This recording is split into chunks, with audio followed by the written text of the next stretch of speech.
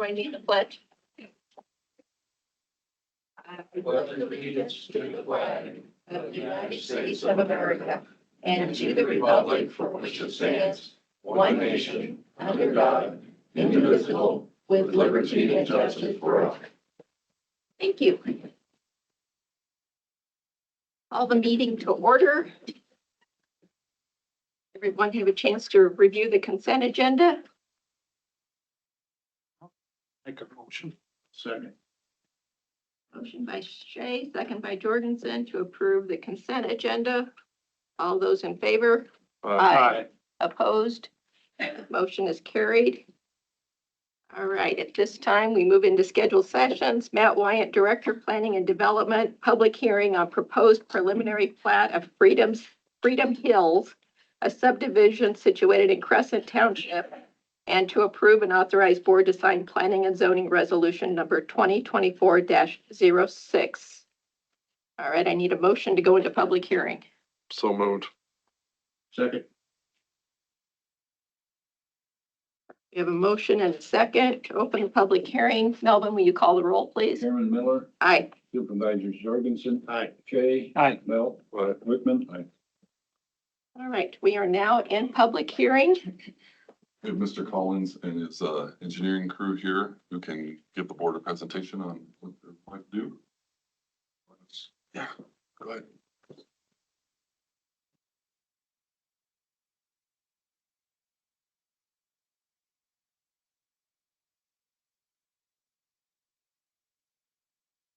Madam Chair, members of the board, Melvin, thank you for having us. See you, Mike Mike. Geyer with Snyder and Associates, 231 Bennett Avenue, Council Bluffs, representing the property owner, Mike Collins, who is here, and also in attendance is Taryn Mike, our land surveyor for the project.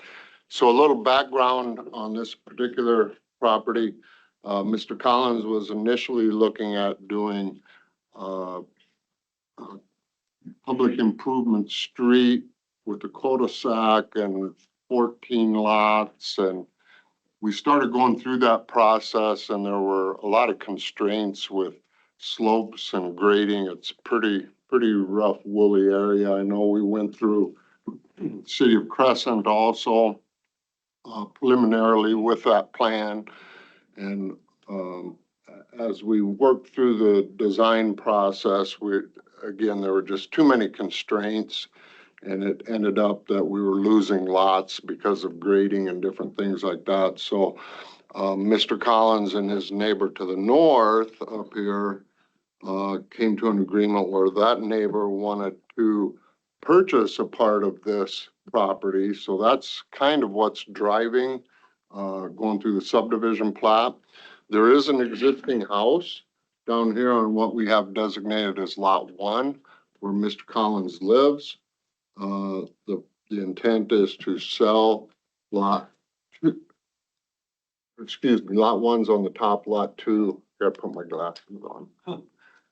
Lot 1 going to the neighbor to the north, Lot 2 where the existing house is, and Lot 3 for a future home lot back here. So we're not doing any more driveways off of Old Lincoln Highway. There's going to be a shared access at the existing driveway to get back to Lot 3. Lot 1 does not need a driveway because it's going to be consolidated with the property to the north. So no additional driveways. And actually on this entire parcel, as it stands right now, there would just be one additional house back here on Lot 3. So no streets, no public utilities. There is water, Council Bluffs water feeder main that's out here. Well, yeah, it's Crescent, it's feeder main for Crescent that you'll get service off of. So, and it'll be served by septic and municipal water. So it's pretty straightforward. I'd be happy to answer any questions you might have. I've got one. The first lot that someone's buying to the north there, Mhm. I thought you couldn't sell a piece without having access from the original piece. Is that Without having access. without having a driveway to that? Well, it's got frontage to a public roadway. So it does have frontage on a public roadway all along here. So it does have frontage, but there's no need for a driveway right now because it's gonna be consolidated. That hill right there is straight up and down. That's a heck of a hill. Yeah, yeah, it would be Brian. trick. He's going to, the gentleman to the north, they're combining it. So And He already has a house up here and access. so that won't be a separate piece. It'll Correct. be combined with incorporated into that first his piece. existing piece, Okay. yes. Okay, So no need for a driveway, all right, like Mike said. okay. I just always thought there was a rule that you had to have access. If it was going to be separate, yes. Okay, all right. So will that happen right as the sale happens or, Yeah, he'll file a deed to combine them. okay, all right. And you're just putting one house in the back? Back here. Okay. Mike's planning on. I've got one other concern. The neighbor below them is worried about the dirt coming through his place. Is there silt fencing? There's no silt fencing up at Well, this there's time? no, really at this point, no improvements planned. Obviously, at some point to build a house, there would have to be some grading and whatnot taking I'm place. more but- concerned about the front off the highway, that driveway. It looks like it needs silt fencing. On the driveway, Yes, to the, Were you- going south, right along the property line. utilizing the existing access drive here. The one going through the hill. Okay. Yes. There's That drive. one of the neighbors is concerned about the dirt coming through his place. So I'd like to see some, silt fence below that driveway on the bottom side of I that. put up straw wattles already. There's straw wattles Okay, placed all along the property line down there on that end. Matt, is that So there good is- enough? Or do we need silt fencing? Yeah, he's met all the requirements that we've had. The Iowa DNR's also been out there and inspected and they haven't found any concerns either, so. All right, It's pretty straightforward to me, so. Can't be split anymore, right? Correct. This went through, this is a minor subdivision that's going on right now. It's alternative to the major subdivision that was proposed. The planning commission did recommend approval of this plat here.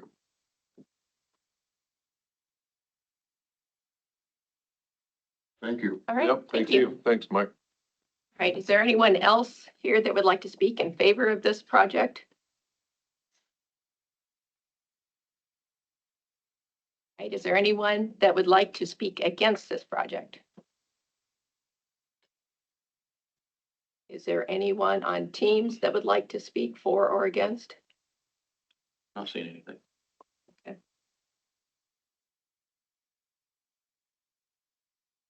Right. Motion to close the public hearing? So moved. Second. Motion by Bell, second by Jorgensen to close the public hearing. Melvin, will you call the roll, please? Chairman Miller. Aye. Supervisors Wickman. Aye. Bell. Aye. Shay. Aye. And Jorgensen. Aye. Right.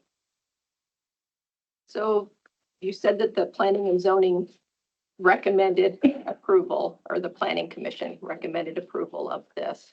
Correct. I was noting, as Brian pointed out, the neighbors' concerns. And apparently there's some history there. And we're not going to have that problem going forward. We're going to be good neighbors. You're going to police it, Yes. Matt?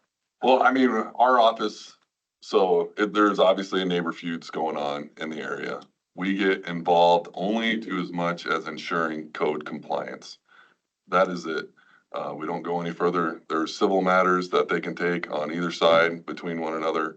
Our office focuses on the code compliance aspect of it. So each and every time that there's a complaint called in, our inspectors do go out, they review the site, but they only review the site to what's in front of them there and for compliance to the code. Once that part is reached, then we're out. We do not then go back and notify any of the complaints, and this is all across the county. Once complainants call in and they start this cycle. We do not follow up with them on what actions we take in regards to complaints that are there, because that seems to only feed into the neighbor feuds that are going on. So once a complaint is made, we document that complaint, we go out and investigate that complaint. If there's action to take, we take it. If there's not, then we don't. And that's been our standard. Mike, I think it's good.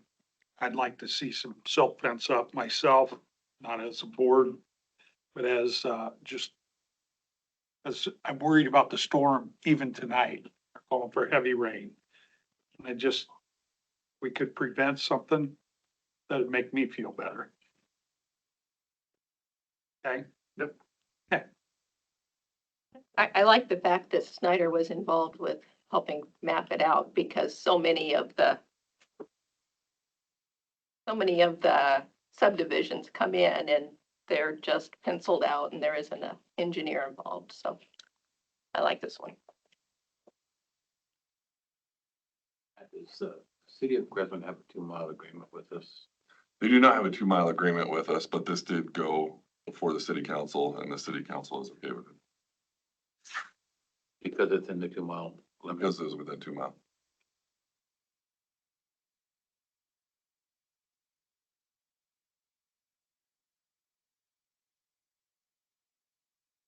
What are you looking for, Susan? We have a resolution that we need to. I'll move it. A second? We have a motion by Wickman and a second by Shea to approve and authorize the board to sign planning and zoning resolution number 2024-06. Melvin, we call the roll, please. Chairman Miller, Aye. Supervisors Belt, Aye. Shay, Yeah. Wickman, Aye. and Jorgensen. Aye. All right, motion is carried. Thank you. Thank you for coming in. Thanks. Thank you. Thanks.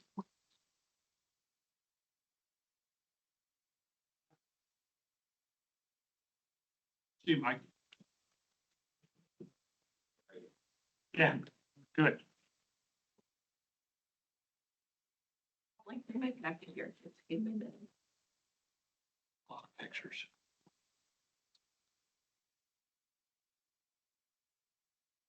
All right, Becky Lenahan, Finance and Tax Officer.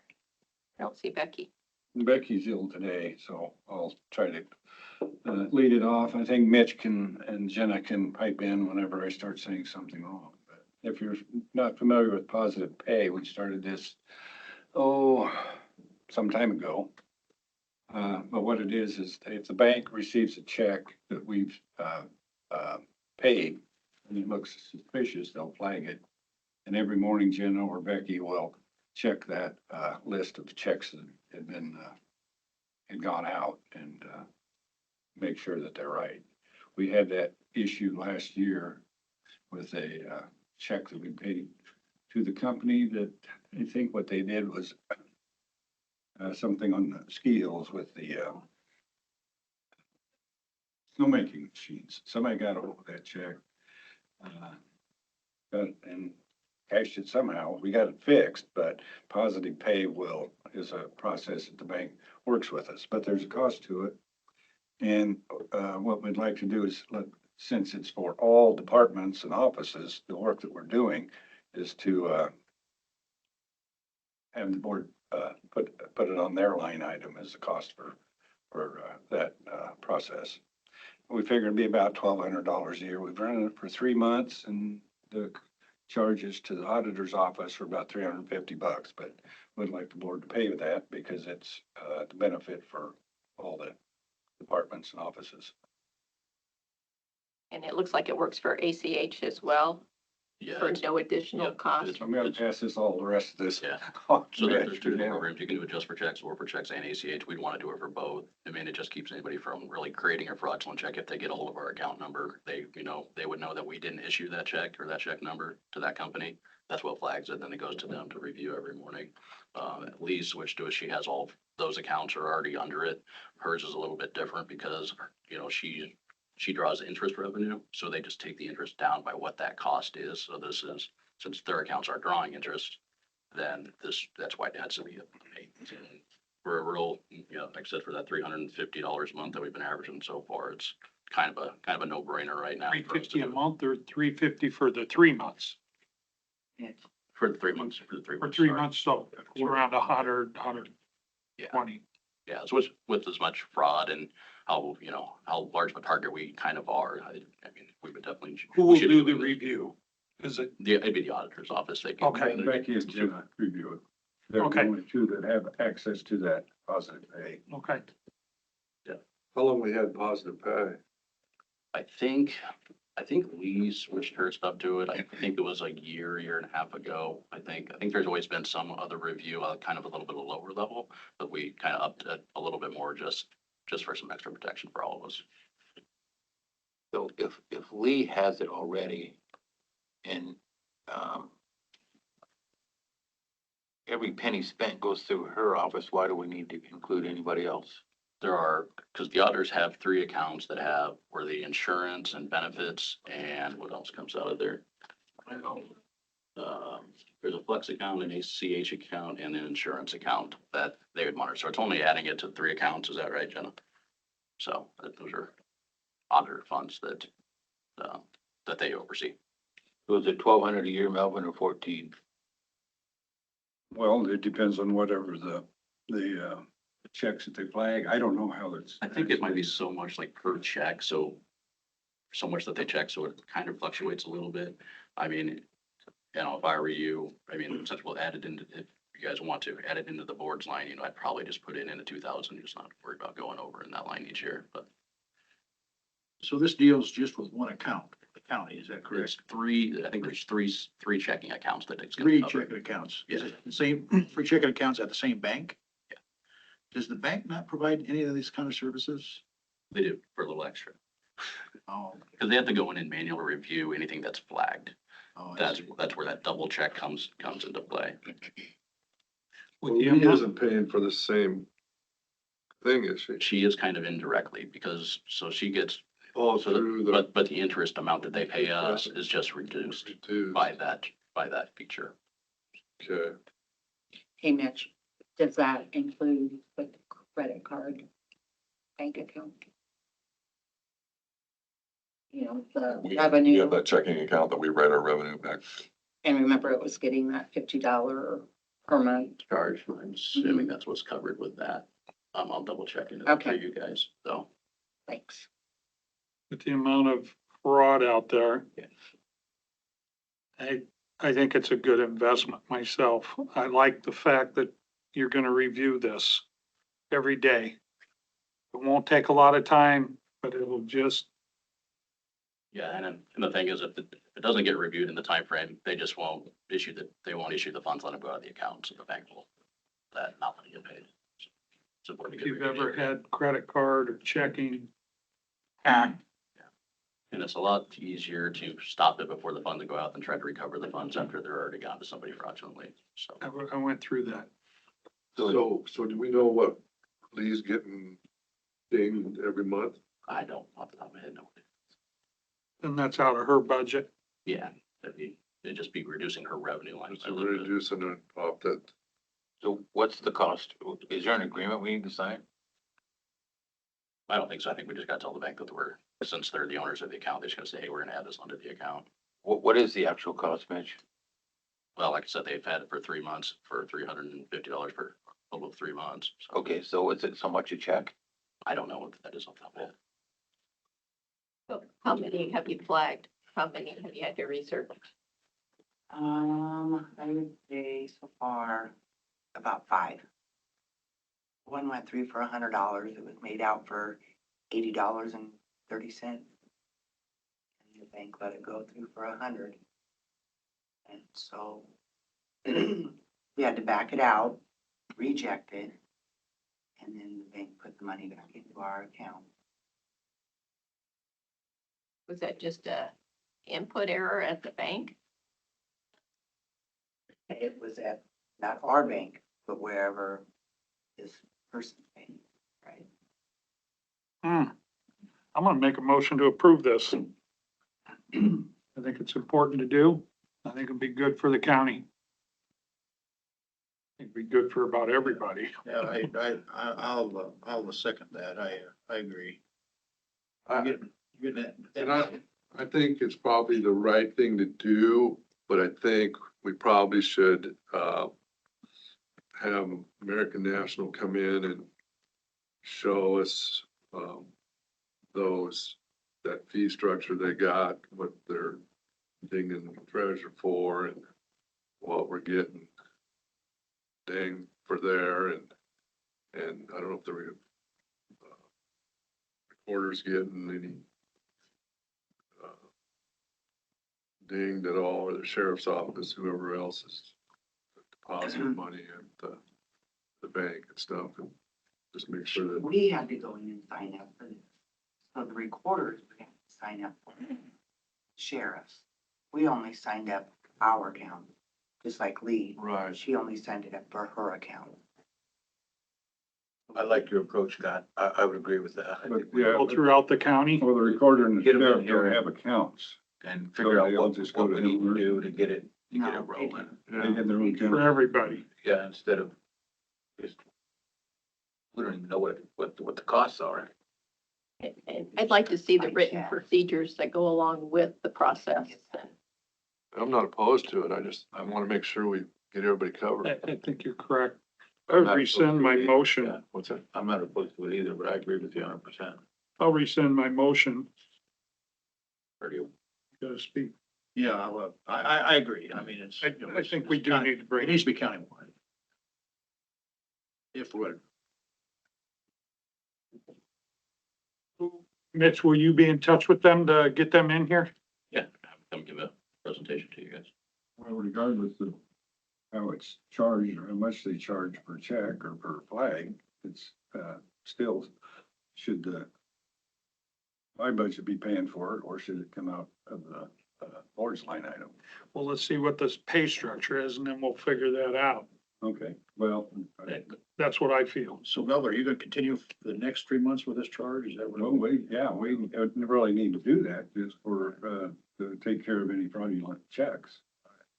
But I guess the point is who's, Right. We will have a negative balance. So we gotta get that money into our accounts. So in the meantime, we'll just have to take it out of yours. 'Cause we gotta pay it. The 350. Gotta be paid. Well, there's plenty of room in your budget to take care of it, Mr. I suppose we can handle $1,200, Yeah, but it's just a matter of, equity, I guess. Yeah. Right. Who's responsible? It's pretty much like the board's responsible for all the, some of the other payments for what? Life insurance and BS and, multiple things that the board takes care of. That's another one. You try and get them in here next week? Might be a little quick, but try to get them in as soon as we can. I was gonna say, I have a good contact. This is a big account. They'll come in. I'll try my best to get them in as soon as I can. Thank you. Might just be good for an update anyway from them. Yeah, just make sure we got everybody covered in the account. And No action taken on this particular deal.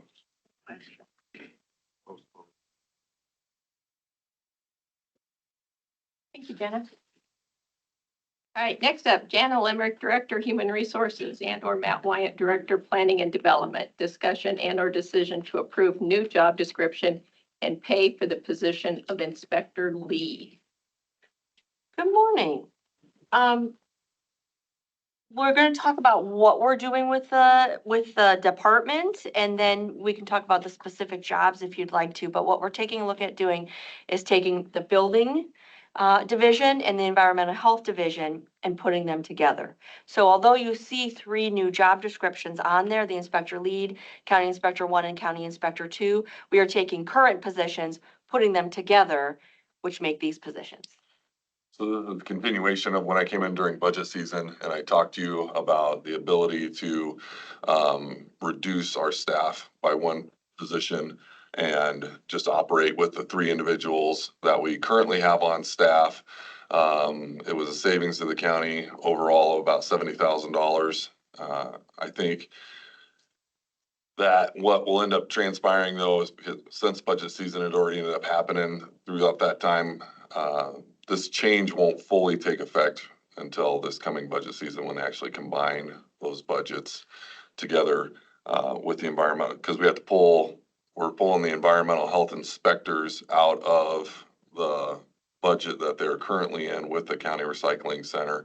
And that will put them in with the planning department budget and the building division inspectors to combine those. But overall, it's a savings for the county. It'll really lead to some efficiencies in our office because there are times where, people are out inspecting septics and wells. They can also do plumbing inspections, framing, wall inspections, GPS the house corners and things like that for us. And with the construction market, the way that it has been right now, I think that we're fine with the 3 individuals that we currently have, and we don't really need to add a 4th one into the mix as of now.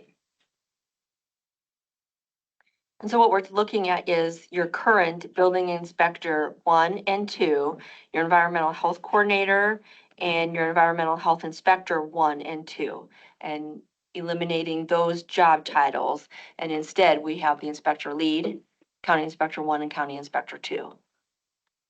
What you're saying makes a whole lot of sense. And I don't know who drafted these things, but they've obviously haven't been proved. There's all kinds of errors in them. And I couldn't compare one to the other to find out what the differences were between the lead 1 and the lead 2.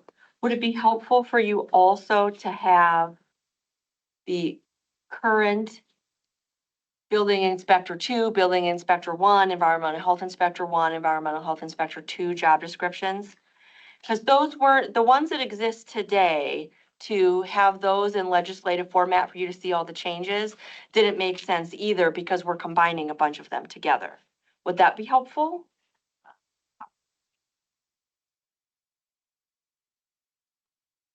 For example, in the first paragraph, summary of the position, Which one are you on? inspector lead, Okay. second sentence, administers and implements a variety of programs to control and regular water wells. What is regular water wells? I think you want to regulate the water wells. The sentence just didn't make sense. If you go down to the third paragraph under essential functions, and this is the position title for inspector lead. The last sentence, well, the whole sentence there says to determine their applicability and or impact on local codes, ordinances, and procedures, and advise the inspector lead of such issues.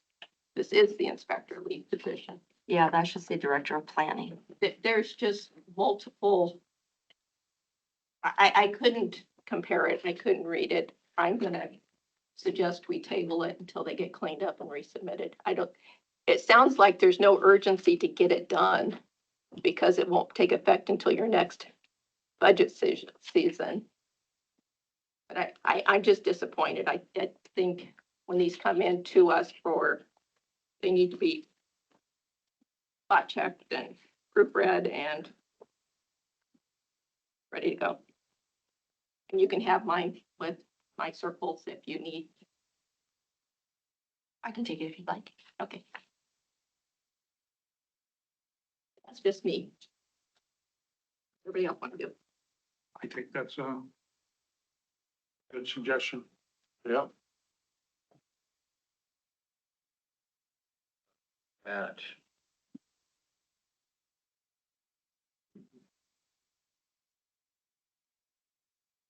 What is your plan to move forward with this for next budget year? No, the plan would be able to implement the job description changes now. The budget numbers is what the problem that I foresee, being able to combine those. Won't truly take effect, I think, until next budget cycle. As far as the payment for these positions won't take effect until next budget year. The payments will be there. It's just the funds won't be combined until. You're gonna be paying people out of both budgets, Right. so just for one budget. But that doesn't equate into more money. No, it's a savings to the county. Well, I understand that one since we eliminated one position, but I'm talking about when you look at Inspector 1, Inspector 2, and the lead, I don't know who you're gonna put in these positions, but the pay for those is their current pay scale? There will be some pay increases for the employees. And we can bring that at the same time if you'd like to, but what the plan was is get the positions approved today, then take a look at the people that go in there and then bring that to you. Since we're tabling the positions, we can bring it all to you if you'd like. But yes, there would be pay increases for the people because we are combining, they're now doing more duties.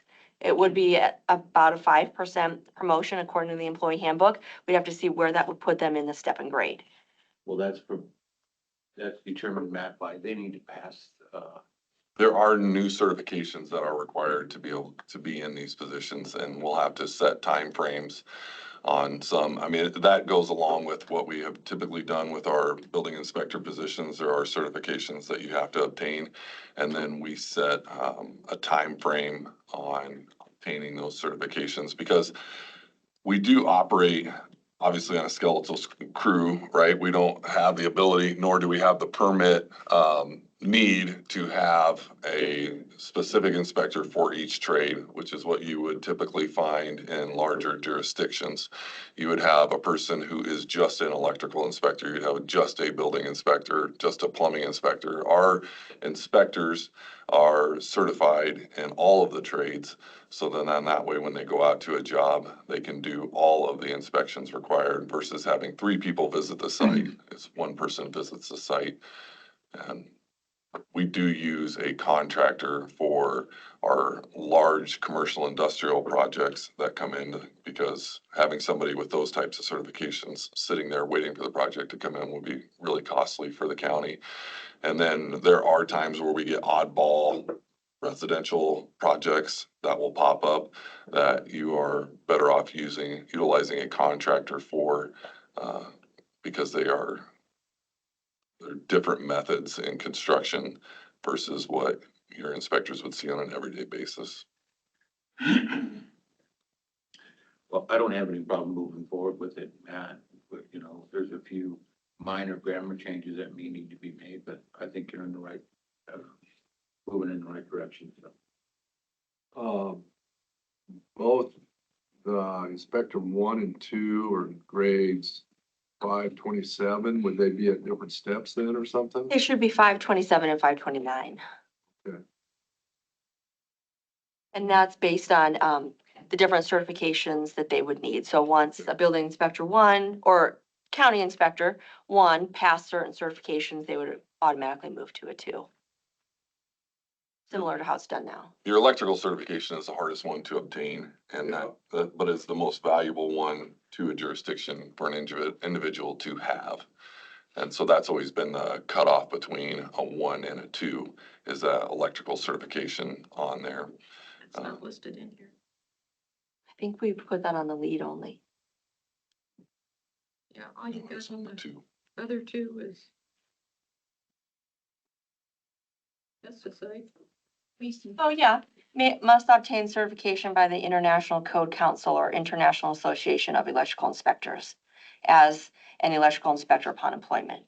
That is in the lead. Yeah, in the lead, but And- the other 2 don't include it. It is in the 2. That's where I just read it from, under the certification section.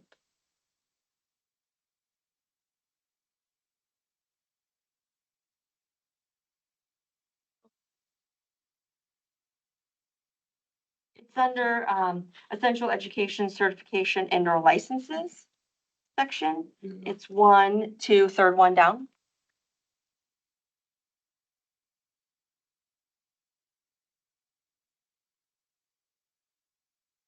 I think just get it cleaned up, bring it back, and we'll Sounds good. stick the numbers in there. That'd be fine to me. Matt, do we use a contractor all the time for housing, or just when we're busy in the other section? We only use the contractor for oddball residential projects that come up and commercial and industrial projects. Our normal housing building inspectors is handled out of our office. And some small commercial projects we do as well. Okay. But the grain bin hotel out on Yeah. Highway 92, right? That is something that we utilized our contractor for that project because it was building materials not normally utilized in building situations.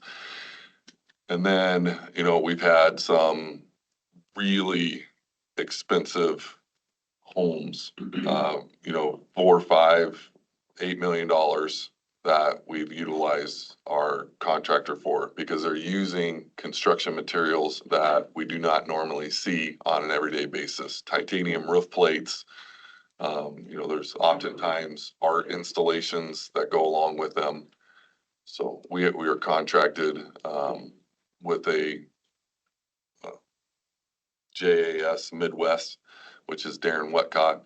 And he has, you know, 30+ years in the building trades, along with just about any certification that a person could want to be able to do this. So by utilizing him and then his insurance kicks in, that helps limit our liability in those situations for that. So that's why we utilize. That, there's been a lot of damage in Potawatomi County with the storms and stuff. So just a little bit of explanation on the inspections with these processes as people are rebuilding their homes. I think somebody contacted me about, you know, their home was totally destroyed, but they still had the foundation. That has to be inspected before the county has to inspect that foundation to approve that foundation before they can build on it. Is that what I'm understanding of?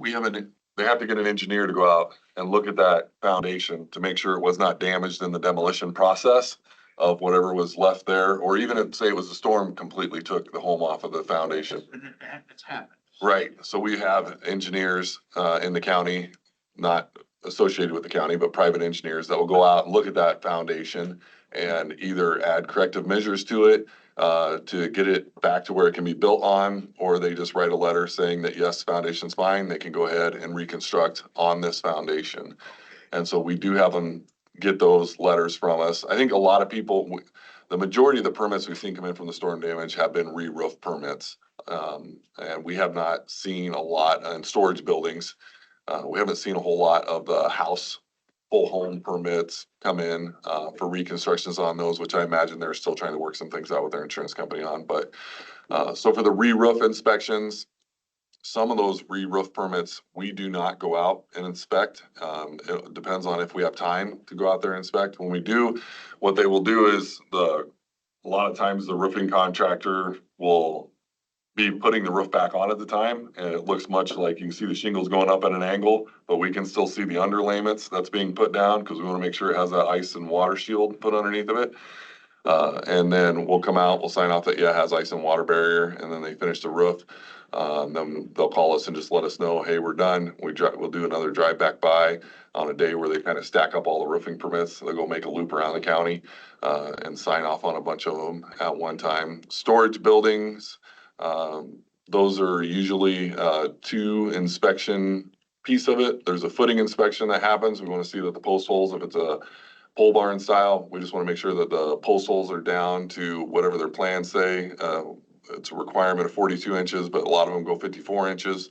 So we'll go inspect those. We measure each hole, make sure it's cleaned out, ready to go. And then the pole barn company will come in, construct it.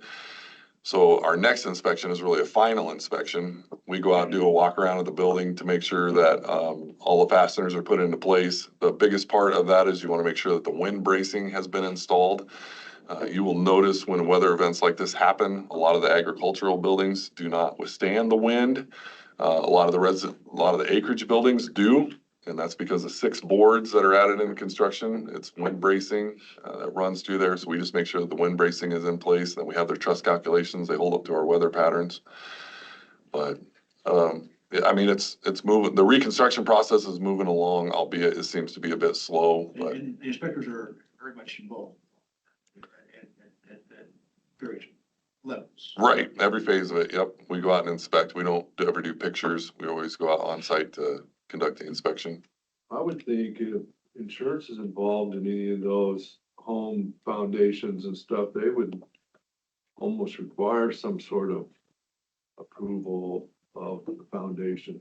They really lean back on the local jurisdictions. There's a lot of letters that we have to write for the property owners so that the insurance company will cover certain items.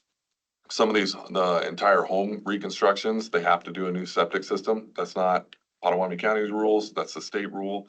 So we have to write a letter stating that, hey, your home was totally destroyed. You have to upgrade your septic system at that time. So then that way they'll pay for the septic system to be upgraded along with the new home. The house foundation ones, we've had to write letters telling them that it was a requirement that they have their house foundation inspected before they can reconstruct on it. Is that do you use that 50% deal to determine the destruction then? Or not? No, if it's non-conforming, we do. But it's really the insurance companies are the one dictating this home is a total loss. We're gonna reconstruct it. We haven't dictated that to any of the insurance companies. Thank you. We'll go back on the agenda. So Thank you. are you gonna bring the pay scales in with the job Correct. descriptions? Yeah, and I can provide to you, the previous job description, well, today's job descriptions, the new job descriptions, the pay scales, and if you'd like a little walkover as to what we're thinking, these are the positions that are combining to be the one. These are the conditions or positions that are combining to be the two, and then the lead. I can provide that kind of walkover for you. That'd be great.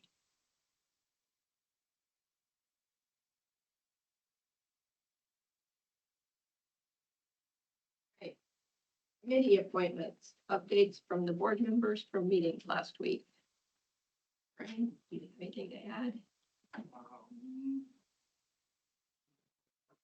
WIDA was last week, and then after that, I met with the Attorney General, Bird. And then this Lost Hills Alliance. Zoom that, and then, some stuff on payroll later in the week. Yeah, anything you'd like to add? Well, both Brian and I were at the VA meeting yesterday, and they did mention that the Eagle Monument facility down there at the Observable Eagle has been vandalized Oh, again. no.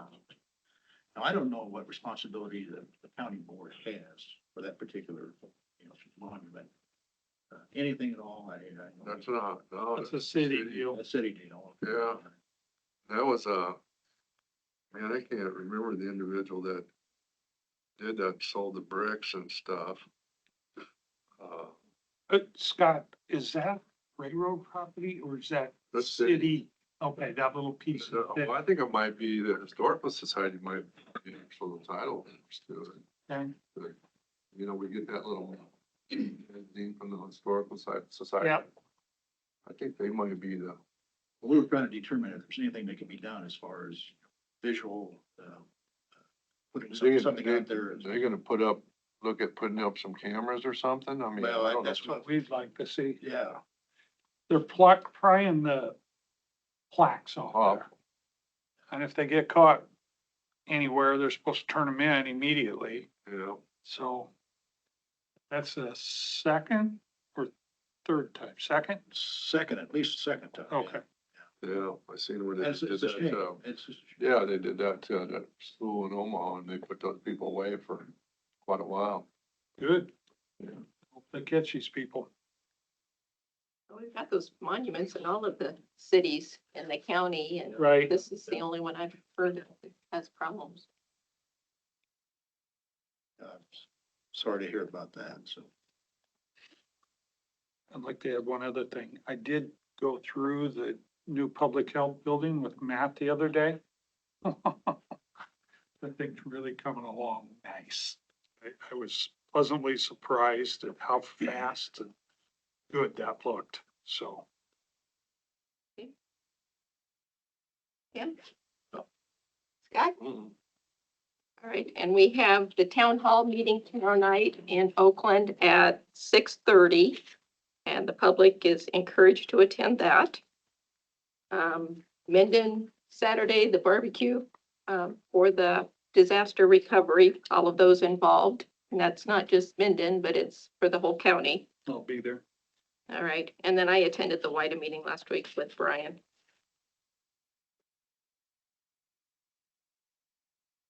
Next week, or August 27th meeting, is that next week? 2 weeks. That is the same time as the groundbreaking for the new Jenny Ed Methodist Acadia Behavioral Health Hospital. Their groundbreaking's at 10 o'clock. Paula Hazelwood mentioned it last week when she was in. Do we want to go ahead and have our regular board meeting at 10 o'clock? Or do we want to reschedule our meeting so that we're able to attend the groundbreaking? I like that idea, the second idea, To, move our meeting so we could attend the groundbreaking. okay, So move it up, is that what, understanding then? Put up move it up to 9 or 8:30? Yeah. on the meeting for an I'll do hour. whatever we gotta do. Okay, well, we'll look and see what we've got for agenda items for that week and I'll have a couple items. Go for to, August 27th. go to 11 o'clock, would that give you enough time to do the ribbon cutting? It should. Whichever. It's a groundbreaking. It's not a, I don't know how many speakers they'll have. Yeah, Maybe we could plan for 11:30 and we can, You figure it out, let us know, I'll be there. okay. Anyway, just to give everybody a heads What's the up. date for that? August 27th. 2 weeks from today. It's not every day we break ground on a new hospital in the county. We ought to celebrate that. So, Mental health, and mental health besides, yes. that's huge. it's a Jenny deal, right? Acadia? Yeah, with partnering with Jenny, Mhm. Methodist or whatever. Is that on their existing campus? No, that's down on South Point Fourth Street down there off, Across Where the from ball- Penny's. where the nice. where the ballparks are down there. Yeah, very good. They've been moving dirt. You can see where it's gonna go.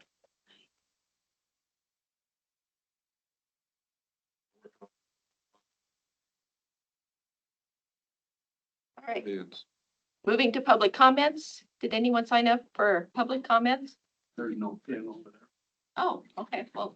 that's Tom, do you want to- that's a good way not to get people started up.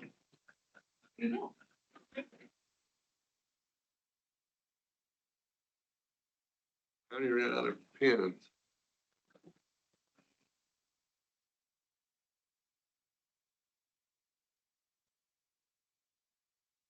Here, we take care of that.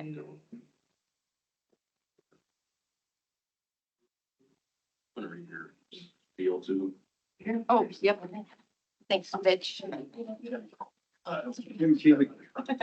Okay.